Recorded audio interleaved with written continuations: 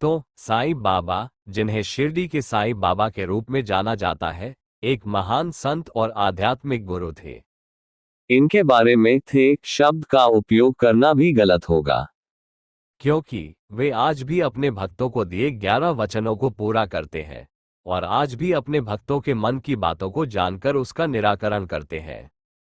फिर चाहे उनके भक्त 7 समुंदर पार ही क्यों ना हो, स्वयं मैंने अपने जीवन में उनके जीवंत होने के प्रमाण का कई बार प्रत्यक्ष अनुभव किया है। मैं अक्सर अपने खाली समय में अपने शहर में स्थित साईं मंदिर में जाया करता था और घंटों तक बैठता था। मैं बचपन में भी साईं बाबा को बहुत मानता था, जब मैं उनको ठीक से समझा भी नहीं था, लेकिन एक आत्मिक लगाव था और बाबा अपने जैसे लगते थे। आत्मज्ञान के दिनों में भी साईं बाबा, हनुमान जी और श्रीराम शर्मा आचार्य को गुरु स्थान में रखा था। अपने शरीरी गुरु संत श्री आशाराम बापू जी से गुरु दीक्षा लेने के बाद मैं अक्सर बेचैन रहता था, जबकि दीक्षा लेने के पहले आत्म साक्षात्कार हो चुका था और जो शांति और संतोष दीक्षा लेने के पहले था, वो अब नहीं रह गया था। लेकिन गुरु दीक्षा लेने के पहले जो अनुभव हुआ था, वो बताने के लिए मेरे पास शब्द नहीं थे और यह सोचता था कि मेरे अनुभव अगर किसी को बताया तो लोग पागल समझेंगे, क्योंकि वह अनुभव इस जगत के अनुभव से बिल्कुल अलग था।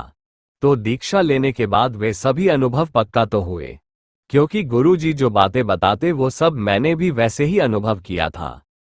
लेकिन वो शांति और संतोष नहीं रहा जो आत्मज्ञान प्राप्त होने के समय में था, अतः मैं थोड़ा व्यथित रहता था।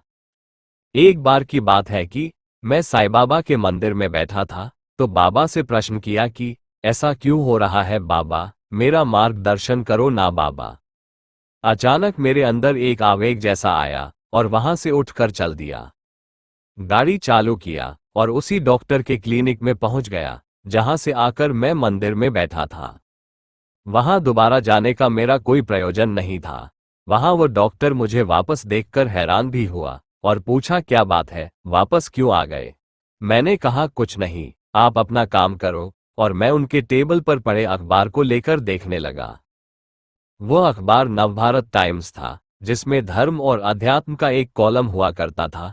मेरी नजर उस लेख पर गई और मैं उसे पढ़ने लगा। किसी महान संत का लेख था, मुझे उनका नाम याद नहीं रहा, लेकिन उस लेख का सारांश ये था कि केवल गायत्री मंत्र ही ऐसा मंत्र है जो बिना किसी शरीरधारी समर्थ सद्गुरु के आत्म साक्षात्कार कराने में समर्थ है। यह मेरे प्रश्न का उत्तर था। आत्म साक्षात्कार के पहले और उस समय मेरे अंदर अहर्निश गायत्री मंत्र का जाप चलते रहता था। गुरु जी भी कहते थे कि दीक्षा के समय शिष्यों के सभी पाप पुण्य भस्म हो जाते हैं। तो मैं समझ गया कि अब वो गायत्री मंत्र का प्रभाव नहीं रह गया।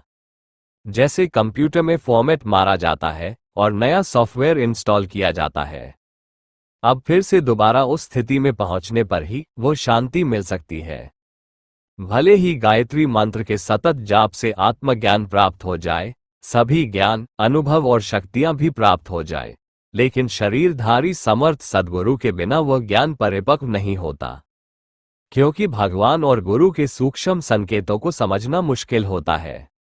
भगवान और गुरु तत्व को अपने भक्तों को समझाने के लिए कोई न कोई शरीर का माध्यम लेना होता है। तो मैं बाबा के इस चमत्कार को नमन किया और महसूस किया कि बाबा किस तरह शरीरधारी नहीं होते हुए भी अपने भक्तों का ख्याल और मार्गदर्शन करते हैं। बाबा के 11 वचनों में से एक वचन ये भी है कि मुझे सदा जीवित ही जानो, अनुभव करो और सत्य पहचानो। इसके अतिरिक्त और भी कई बार मैंने मेरे जीवन में बाबा को मेरा मार्गदर्शन करते हुए प्रत्यक्ष अनुभव किया है, जो मैं आगे बताऊंगा।